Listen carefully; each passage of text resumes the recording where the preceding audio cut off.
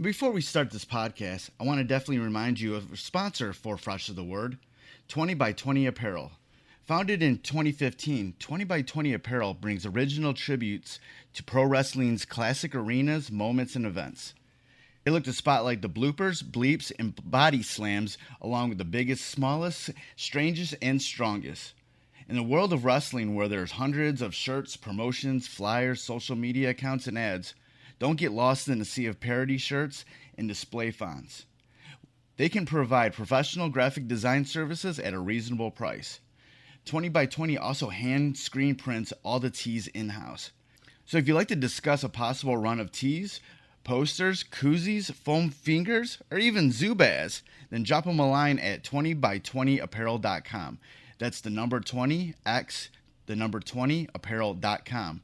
And also check out their enamel pin line. It's super cool. Fresh is the word. I'm Jim Duggan, got long wood for plenty hoes. I keep it fresher than fresh, but you already know. You suckers bummy, I'm money, I got a ton of flows. My weed loud like a motherfucking thunder roll. Your shit quiet like you ballin' on a budget though. We see your kicks and we laugh and yellin' what it goes. You see me shining like a suit on puffy. You know my grindin' shit is too strong, buddy. That's why the dude call money. I be stuntin' like it's nothing at all. Cause it's nothing to me, it's probably something to y'all. Trying to smoke like me, then come and fuck with your dog. Got a closet full of kicks, you can't cop it tomorrow. And I'm fresher than the freshest, you can tell it's in my essence. Bitch, you see the way I'm rapping, yes I do this shit to death. I tell I'm running out of breath, I tell somebody cut a check. But either way you know it's fresh, and either way you know it's fresh. Fresh, we fresh. Fresh, fresh, fresh, goddammit, we fresh. Fresh, fresh, goddammit, we so damn fresh. Hey everybody, welcome to the Fresh is the Word podcast. I'm your host, Kelly K. Fresh Frazier, and the guest for this episode is actress, filmmaker, and voice actor Samantha Ireland. Most known for her role voicing Nora Valkyrie on the popular anime RWBY, along with other roles through Rooster Teeth production, along with a variety of projects ranging from films, TV shows, web series, and video games. Recorded at the Grand Rapids Comic-Con, we talked about the roles that she's been known for and how she got into the entertainment field, the importance of community and referral support, allies in the business for women and people of color, the stories that she would like being told, being a mother in the entertainment business, and the fandom behind anime. And without further ado, after this word from our sponsor, we'll get into my interview with Samantha Ireland. Here at the Grand Rapids Comic-Con, go ahead and introduce yourself. My name is Samantha Ireland, and I'm a voice actress with Rooster Teeth Productions. Cool. What are some of the things that you are most known for? The show that I'm most known for is the anime RWBY from Rooster Teeth Productions. I play the voice of Nora Valkyrie. She's, I think, a fan favorite. I love her. And I also play the Flower Scouts on their other animated show, Camp Camp, and I played the role of CT on Red vs. Blue. Cool. How did you get your break into this industry? I really lucked out with them specifically. Like, in the industry overall, I've been acting since I was probably about 8. I just did theater and went to school for it, got my degree in it, have a lot of student loan debt in it, but I lucked out in like 2011. Rooster Teeth was holding an open casting call at that time because they were doing a prequel for Red vs. Blue, and they wanted to get some new voices, and so I got to go in and audition for them. They don't do that anymore. They don't do open casting calls. They don't exist now. So it's all invitation. So I lucked out. I really did. It was all about timing, I think, for that. And I was able to book CT off of that audition. And also I started doing the comedic web shorts with them as well. And I have also gotten to do Bloodfest, their meta comedy horror film that they did like 2 years ago. I think that went to South by Southwest. So I got to be in that too. So I luckily was just at the right place at the right time, and I was able to show them that I could play a character that they wanted me to play. So it was good. I was earlier I was interviewing Zara down the road here, and she was talking about like the idea within this community that you're in of sort of supporting each other and getting work off of referrals and sort of having a community between y'all that like where everybody sort of, if it's not right for them, maybe it's right for somebody else, you know? Oh, yeah. I always feel like that, especially with voice acting. Some people can be true chameleons with their voices and truly shift, and you would never know that they play multiple characters. Yeah. But so, like, let's just, like, for an example, I got to audition for a role on Camp that I was like, there's no, I can play this character, but it's not what I envisioned for this character. Yeah. And in my head, I was thinking, this is, like, perfect for Elizabeth Maxwell, and she's the one who did book it. So I like it when opportunities like that happen, or I have a lot of friends who are just now getting into voice acting, and so if I see, like, there's a studio in town doing something like a one weekend, get a demo reel, learn some things, like I'll send them links. I'm all about scratching each other's backs because I would want someone to do that for me. Yeah. And if I have some information for anyone and anyone ever has questions about how to break into voice acting or even just acting in general, I'm always one to be like, this is what you should do, or at least this is my suggestion. That's how I feel. Right.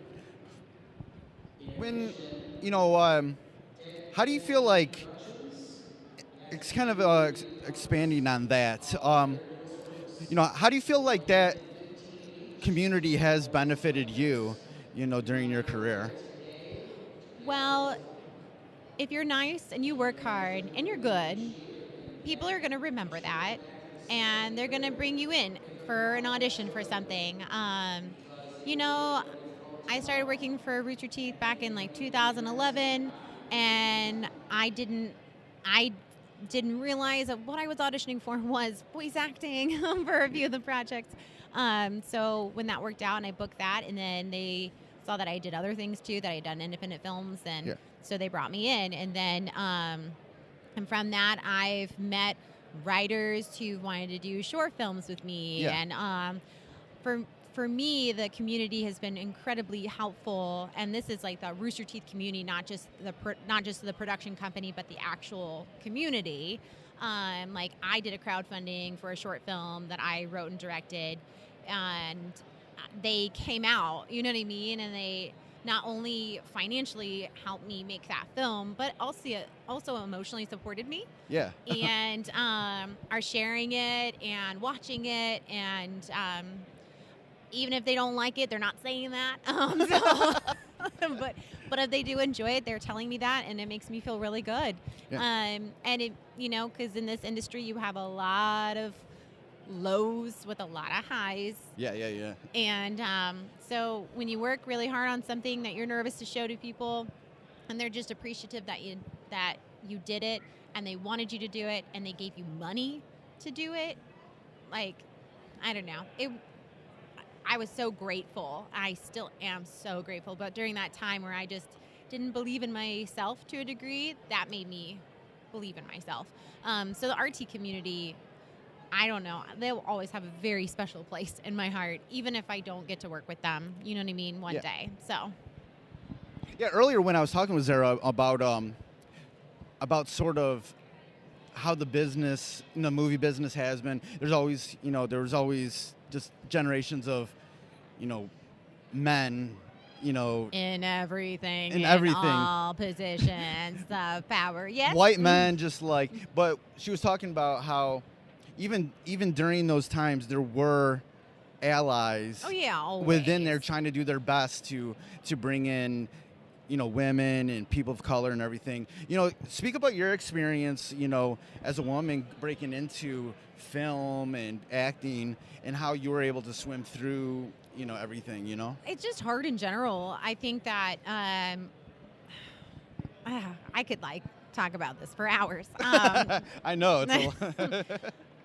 We've been put into so many boxes. We've been put into so many tropes that even women growing up didn't realize what was going on. We couldn't even see outside of it. It was just so normal, that. It became a norm. It was a norm. And then you realize that no, this isn't. This is a stereotype. This is a box that you're putting us in. You're pigeonholing us, and it's hard because like. I think in the entertainment world, if you don't look a certain way, it's harder. You know, like to give you an example, I met with a few managements in LA, and in the end, they didn't want to sign with me, and that's fine. But I knew someone who met with one of them, and they've got nothing on their resume. They're very, very new. Yeah. But they're very attractive man, and I'm very attractive. And they were signed on the spot. Though I had a bigger resume, I had a stronger demo reel, I have more connections. Yeah. In the end, they didn't want me. Maybe they had people like me already, and they didn't see a place for me there, and that's okay. But that showed me right there that maybe that was an example of something like that. Now, am I going to hold it against them? No, I'm not. Like, I'm moving forward. Like, I have to. Right. And yeah. I'm not going to be upset with that friend who got it because I want them to succeed in whatever. And let's just say it was their looks that got them in, good for them. You know, shake what your mama gave you. But so I don't know. I feel people look at you for any actor, but like with women, if you don't look a certain way, people aren't really looking to open doors for you in certain aspects. Yeah. But I don't know. I feel like that's also not true because I don't know. I show up, I do my work, I'm nice. And I think people just want to work with that too. Yeah. You just want to work with nice people because when you don't, that's a hard day on set, or that's a hard day in the booth. And but I don't know. I think it's always going to be harder. I don't know if we'll ever exactly have the tides turned for people like women and people of color. Yeah. But as long as we keep being allies for one another, I think there definitely will. I mean, we've already seen a shift in storytelling with television and streaming. Yeah. We're going to just have more stories over time. Now, will everyone get to see all the stories that they want to? Who knows? Because it's a big old pile of mess right now with all of the streaming services. What kind of stories do you want to see more of out there? So, the movie that just came out recently that everyone talked about was Todd Phillips' Joker, right? Yeah. I'm a huge Joaquin Phoenix fan. Like he's high on my list. I love everything he does. Obsessed with him. I watched the first trailer and I was like, oh yeah, I'm so gonna see that.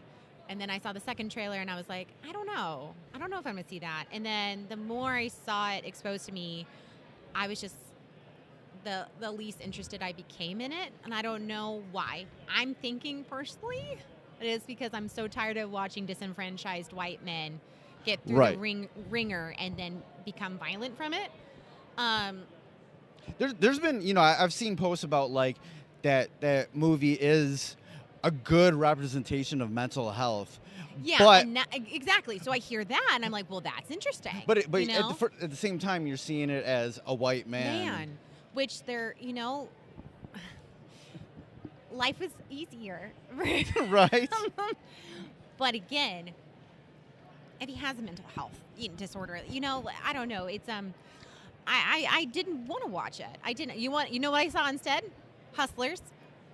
I saw Hustlers, and it was phenomenal. And I want to see that. But I tweeted, "Is Hustlers the movie of the year?" Because not only are the stories true, which is fascinating to me.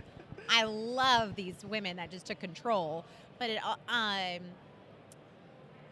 the acting was phenomenal. The directing, it was a woman director. I forget her name. And that was a diverse cast. That was characters were in that film. Cardi B, Lizzo, Jennifer Lopez, who looks better now at the age of 50 than I don't understand what. Ridiculous. She drank the fountain of youth somewhere. She found it. Ridiculous. But Hustlers was phenomenal. I cried.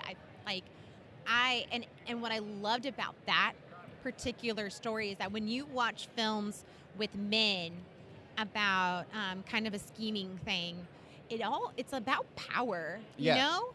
But for that, it was about power of your life, taking control of Yeah. your life, because living in poverty and like taking control finally. And That's what that was about. Yeah, and usually with men in scheming, it's like they already have the power, they already have control in their and life. they just want more, and it's power hungry, and it also they will turn on each other. Yeah. In this film, they don't do that. They don't turn on each other. That's not like. It was so nice to see that in a film, and like there was so many more layers to it, especially being a mother and watching it. That layer was in it. Because there's always a lot of stereotypes, especially with black culture, that women will be catty to each other, Mhm. like Oh, yeah. in entertainment. So when in actuality, a lot of women are just very supportive of each other. I think we've always been more supportive. Always, yeah. It's just it's been highlighted because it's funny for women to be catty, isn't it? Right. Women can't be funny unless they're mean to each other. It's kind of ridiculous, but that film I absolutely adored this year. I also watched a film on the plane that I had to withhold my very loud sobs because I didn't want to disturb people around me. But I watched this film called Wild Rose, and it was about a woman in Scotland, and she ended up doing something bad. She went to jail. She had 2 kids when she was young, and she had a dream of being a country singer. And it was a beautiful film. And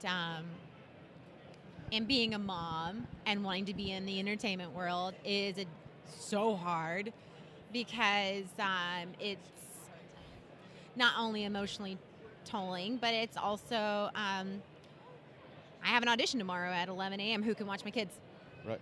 Let's talk more about that. Being a mom Mhm. and trying to be in the entertainment world. Like, what are the things that any mom would go through that maybe someone who's a mom in the entertainment industry would, think that, oh, they're in the entertainment industry, they're probably, they got some sort of, I don't know, they're okay with it, or maybe they're ignoring their kids. Yeah, there's always. I feel like if anything, you always feel guilty. Like I Yeah. felt guilty coming to this con.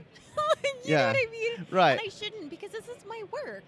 But my husband doesn't feel guilty when he has to go on work trips. He doesn't. And that's always been the thing where if Yeah. a man goes on a work trip out of town, that's a man being a man. He's going to his job. Yeah. But why can't I feel that way? And I don't know if it's because I do it to myself or if society's done it and I've always felt it and you know what I mean? Right. But It's ingrained in our society Yeah. that if a mother goes away to go do some work out of town or even have fun. or even yeah. You know how many times I'll be out with a friend and I meet someone and they say, well, who's got the kids tonight? I'm like, well, lately I've just been responding with, oh, I have a smart house. They're with the Alexa. They're fine. Because I'm like, what do you think I'm going to say? Like, I just left them there? No, I left them with a very capable human being, either their father or a babysitter or a grandparent. It's such And a weird I- question. But like I know no one's asking my husband. no one ever asks the man like, oh, where's the kids at? And if they do, it's because they also have kids and we're friends with them. Right. But I will say I need to give myself a little bit more credit. My husband is really kind to me about that because let's say I have to go on a commercial audition at like 10:30 a.m. Well, not only did I get my 5-year-old fed and dressed, gone off to school, and at the time maybe I had to breastfeed my 8-month-old baby also that morning twice, and then he pooped on me Yeah. on my audition outfit. Then I had to change, leave him with the baby, feel the guilt of leaving him, then go and do an audition and come home. And in the audition, I will have forgotten everything that I did that morning, okay. and I will have focused on it. And I would have. I see these young people at the audition. They were so inconvenienced by the traffic, and I was like, dude, I got pooped on today. You're doing wonderful. Yeah, so you're good. So I have to give myself a little bit more credit that Oh, I'm of trying course. to do more and not to be so hard. I feel like we're all so hard on ourselves, and I need to I need to be better about that. But yeah. Going back to being a voiceover actor, like being a voice actor, what is it about, like, the fandom? Like, what is it about, the connection that you have towards these people that come and meet you, that when you're just the voice of these characters and they're animated, they're seeing them, but it's you're not live action. Yeah, it's not live action. What's the connection there? Why do people still want to meet you? I don't personally. I don't know why. If anything, I feel really humbled, and I mean, we act because we want to play, but then when people want to tell you that they love your character, like, that's just something you never thought you'd get to hear. You don't think about that. You don't think about the reward. Sometimes you do. Right. Sometimes you think about that paycheck. But like really, you're there to play and be a kid again. And then, I don't know. It's amazing. And I love the characters I play. I think if any actor should love all the characters they play, even evil ones. You have to find a connection with everyone. But I love who I play. And so it's really cool to connect with people who also feel like they're also that character. Yeah. Like that's a spirit animal for them. So how do you find your connection with these characters? Energy. I do have a lot of energy. So I definitely connect with Nora on that. The Flower Scouts are the thoughts in my head that when I'm having a really bad day, and I just want to be mean, but they're pretty horrible human beings. So they're kind of like on a different spectrum. But overall, like, that's how I feel connected with those guys. And CT, she was always misunderstood, and I think we're all a little misunderstood. That's how I feel connected with them. All right, it's been great talking with you. I'll let you get on to talking with some more people. Thank but you. Before we get out of here, where can people go online and get more information about you? So I have a Twitter. I share my thoughts and feelings on there, and my Twitter handle is Ireland_Sam, because it's a horrible handle, and that's mine, and I haven't changed it. And I'm also on Instagram. I love Instagram, though. Right. That's probably my favorite, but I do tweet a lot. And on Instagram, I'm Samantha_Ireland, like a very normal one. And that's where you can find me. So awesome. Great talking with you. Great talking with you. And you're Thank doing well you. as a mother. Oh, You sound like you're doing well. Thank you for listening to the Fresh of the Word podcast, hosted and produced by myself, Kelly K. Fresh Frazier, empowered by Anchor at anchor.fm/Fresh of the Word. Intro theme music by Foulmouth, Shimmy Bango, and Knox Money, and outro music by House Shoes. Fresh of the Word is available on all major streaming platforms. Please rate and review on Apple Podcasts and Stitcher. If you want to support Fresh of the Word, please consider pledging via Patreon at patreon.com/Fresh of the Word. Follow Fresh of the Word on social media on Twitter at Fresh of the Pod, on Instagram at Fresh of the Word Podcast, and join the Facebook group at facebook.com/groups/Fresh of the Word. For more information about Fresh of the Word and our other podcasts, Breaking Records and Renaissance Soul, and a collection of pop culture articles and reviews, please visit freshofthepodcast.com. Thank you for listening and your support. Goodbye and good night.